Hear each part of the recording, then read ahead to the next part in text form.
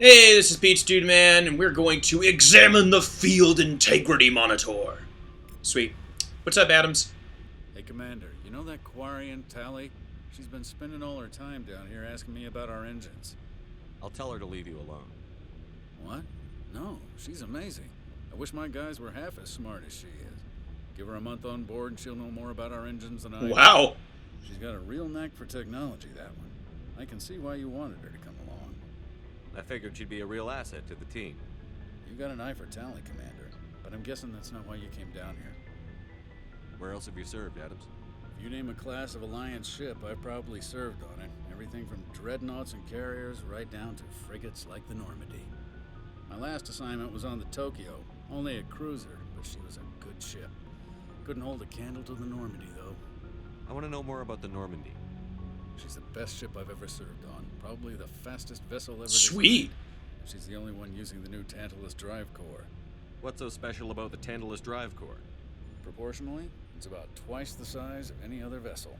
Not only are we faster, but we can run at FTL speeds longer before we have to discharge the core. Fill me in on the IES stealth systems. How does it work exactly? You can't hide a ship out in space. They emit too much heat and radiation. Too easy for sensors to pick them up, unless you find a way to capture those emissions. So our stealth systems trap the energy we give off in storage sinks built into the ship itself. No emissions to give away our location. Oh, that's pretty cool. Eventually the sinks have to be vented. More than a few hours silent running and they overheat. Cook us inside our own hull. There's no way for anyone to detect us? A visual scan can still pick us up. Anyone looking out a window can see us plain as day. But you have to be pretty close to get an actual visual out in space. Most vessels rely on scanners. As long as the stealth systems are engaged, they can't see us. Not unless we accelerate to FTL speeds. Carry on, Adams. Aye, aye, Commander. Right. Ooh, Element Zero Core. All right, let's talk to Tali. Your ship's amazing, Shepard. I've never seen a drive core like this before. I can't believe you were able to fit it into a ship this small. I'm starting to understand why you humans have been so successful. I had no idea Alliance vessels were so advanced. The Normandy's a prototype. Cutting-edge technology.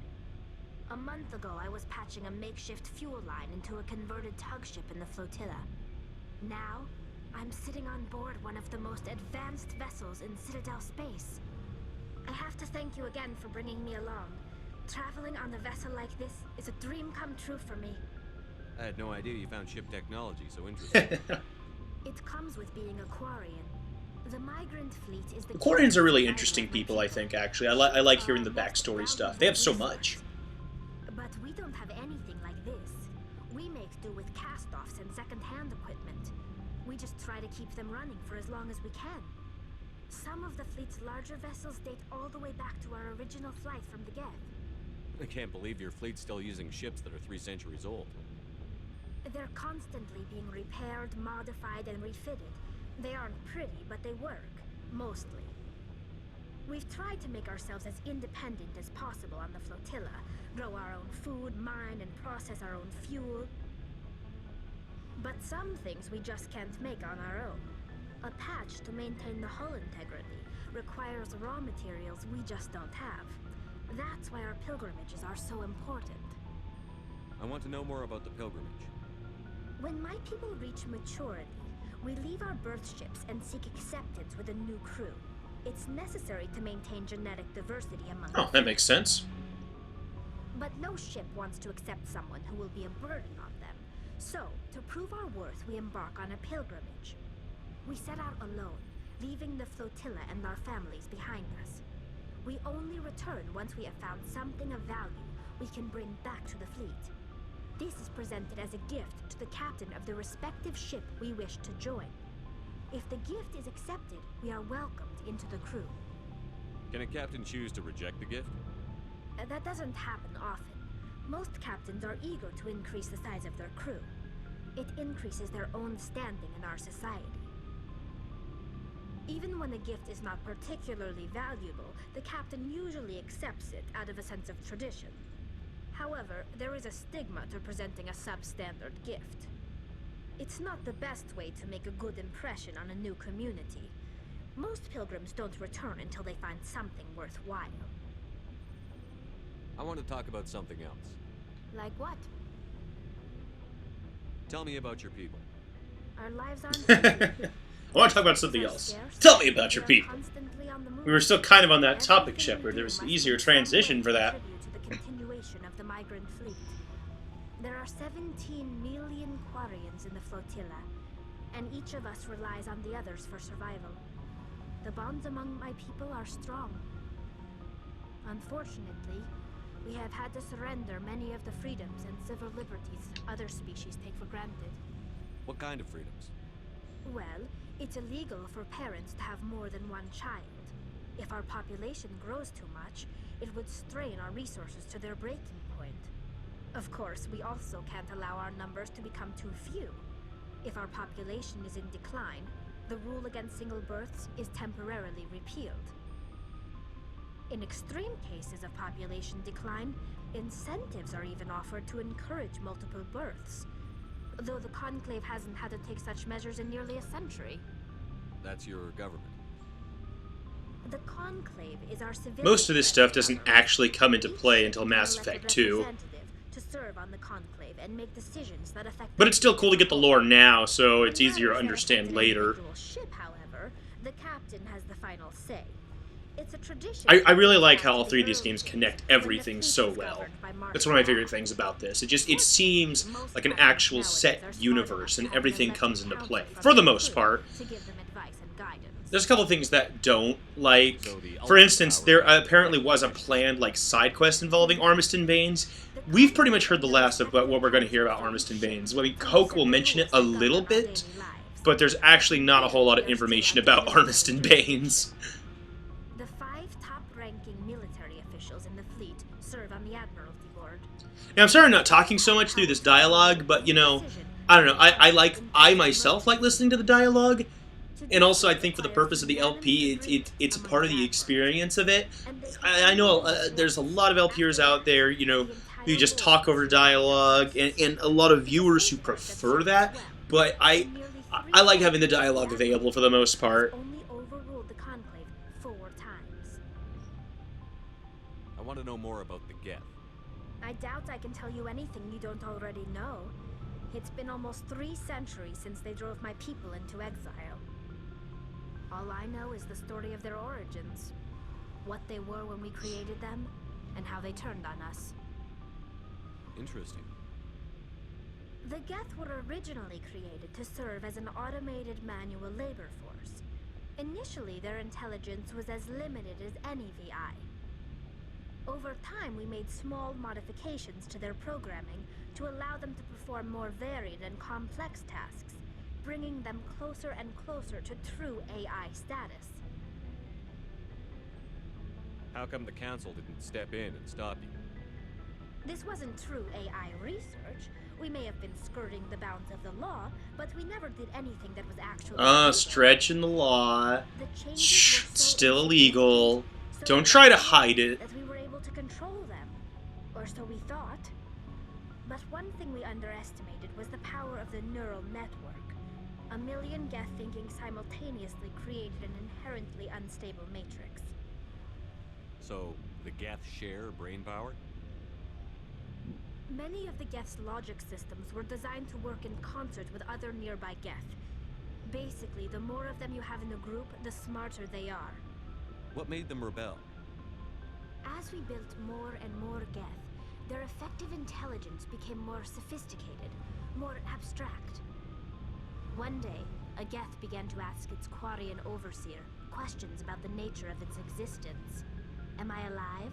Why am I here? What is my purpose? As you can imagine, this caused a near panic among my people. What did you do? It was inevitable the newly sentient Geth would rebel against their situation. We knew they would rise up against us, so we acted first. They just started asking questions and you started shooting them up? Systems to permanently deactivate all. Well, yeah, no wonder they responded violently. You can't blame them for fighting. Exactly, this is totally logical. We had no other choice. The Geth were already on the verge. You don't know that. You weren't there, and the Quarians all started this. The hope was that most of the Geth would still be little more than machines, incapable of organized resistance. But they had Incapable of organized resistance. You knew that they got smarter when they were in larger numbers. Quarians are dumb. Okay, okay. We feared the Geth would pursue us, but they never came. Of course they didn't pursue you. They just wanted to live. They didn't want to, like, eliminate you. Searching for a way to reclaim what was once ours. It's hard to feel sorry for you. Your ancestors tried to wipe out another Yes. species. We made a mistake when we created the Geth. Oh, but it technically wasn't We did illegal. not make a mistake when we went to war against them. If we had not acted, they would have wiped us out. They're a synthetic life form. They have no use for organics. None. Why do you think they cut themselves off from the rest So of no the one will galaxy? come to bug Why them. do you think they've killed every organic being who's ever tried to contact them? They didn't kill Saren. What does that tell you? The Geth are not. You're changing the topics just to make the Geth look bad. Which, okay, they're the enemy right now. Fine, fine. Fair enough, Tali. Organic life. That's why they've joined up with Saren, and that's why we have to stop him. I should go. Goodbye, crazy lady. See you later. What is my neck doing? Why am I, like, leaning it so over to the side so much? Sometimes there's weird graphical stuff like that. Hello, I am Captain Jean-Luc Picard, and we are going up a very slow elevator. Let me just look at this wall. Yes, ooh, it's a very puzzling wall. Yes, look at that. I am deep in thought. Oh, is the door open? Door's open.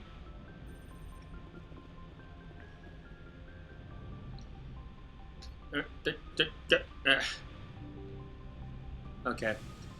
Can I talk to Presley now? If anyone has to take over for Captain Anderson, I'm glad it's you. I'm not sure about having non-humans on our ship, though. Speak freely, Presley. I want to know if you have a problem with non-humans. It's not that, Commander. Humanity has always handled its own problems. Saren attacked one of our colonies. We should be the ones to stop him. We don't need their help. Some people think asking for help is a sign of weakness. That's just being stupid and stubborn. No matter how strong you are, allies can make you stronger. I guess so. Maybe I'm just stuck in the old ways of thinking. But don't worry, Commander. This won't be a problem. How did you end up assigned to the Normandy? I signed up with the Alliance as a navigator right out of school, following in my grandfather's footsteps, I guess. My first posting was on the Agincourt. We were one of the first reinforcements to arrive at Elysium after the Blitz hit. Those raiders were no match for an Alliance frigate. Of course, the only reason the colony was still standing was because of you, Commander. I can't believe you held out as long as you did. How'd you end up on the Normandy? I got my officer's commission after Elysium. Must have made an impression on the right people. Captain asked for me when he was picking his crew. Carry on, Presley. Yes, sir. Cool. So, because of the background we picked, I was a part of that whole blitz and everything. So, yeah. Let's get Joker's story now. Commander, something you need? How's the Normandy performing? Is she everything they said she'd be? She's the best ship in the fleet, if you've got a pilot who knows how to handle her. Balance isn't what you'd expect. Takes a while to get used to that oversized drive core we got stuffed in the back, and her power can sneak up on you if you're not careful. The Normandy's probably too much ship for your average Alliance pilot, Commander. Lucky for you, I'm anything but average. I like to know my crew. Mind if I ask you a few questions? I can see where this is going. You did a background check on me, didn't you? Well, I'll tell you the same thing I told the captain. You want me as your pilot. I'm not good. I'm not even great. I am the best damn helmsman in the Alliance fleet. Top of my class in flight school, I earned that. All those commendations in my file, I earned every single one. Those weren't given to me as charity for my disease. I'm sorry, Joker. I didn't even know you were sick. You mean you didn't know? I did not know. Oh, crap. Okay, I've got Vrolich syndrome, brittle bone disease. The bones in my legs never develop properly. They're basically hollow, too much force and they'll shatter. Even with crutches and my leg braces, it's hard to get around. One wrong step and crack! It's very dramatic. But I've learned to manage my condition, Commander. Put the Normandy in my hands and I'll make her dance for you. Just don't ask me to get up and dance unless, you like the sound of snapping shin bones. Why does everyone call you Joker? It's a lot shorter than saying Alliance Flight Lieutenant Jeff Moreau. Plus, I love to make little children laugh. I was just thinking how much you remind me of Santa Claus. The name. One of the instructors in flight school used to bug me about never smiling. She started calling me Joker, and it stuck. Why didn't you ever smile? Hey, I worked my ass off in flight school, Commander. The world's not gonna hand you anything if you go around grinning like an idiot. By the end of the year, I was the best pilot in the academy, even better than the instructors, and everybody knew it. They'd all got their asses kicked by the sickly kid with the creaky little legs. One guess who was smiling at graduation? How'd you end up joining the Alliance? Look, if you're looking for an inspirational tale of the crippled kid overcoming impossible odds, you're gonna be disappointed. My mother was a civilian contractor working for the Alliance. I basically grew up on the Arcturus station back when they were building up the fleets. Spend all that time around Alliance ships, there's a good chance you'll end up going to the Academy. I have to go. Alright, see ya. Alright, cool. Well, we've pretty much talked to everybody on the ship now, so that means it's time to go out and start doing missions! Let's see what we should start with. We're probably not going to do story missions yet. We're probably going to do the side missions that we have first. I guess they call them missions and assignments. Let's see. We know that there's a chairman who's kidnapped. We know Helena Blake wants to take down some people. We know there's a missing survey team. We know there's... what? Discovered a strange biotic commune. Alright, well, maybe we'll check that out. There's strange activity in the Hydra system. Okay. There's Garroth needs to look for his missing brother. And there's Admiral Kahoku's mission. So we'll probably start with the ones that people actually asked us to do for the most part. So that means we're probably going to start with Gareth because we need to find out if his brother's still alive or not. So I guess that's what we'll start with next time. We're going to go to the Majesty in the Strennis system and see if we can find Gareth's brother on the next episode.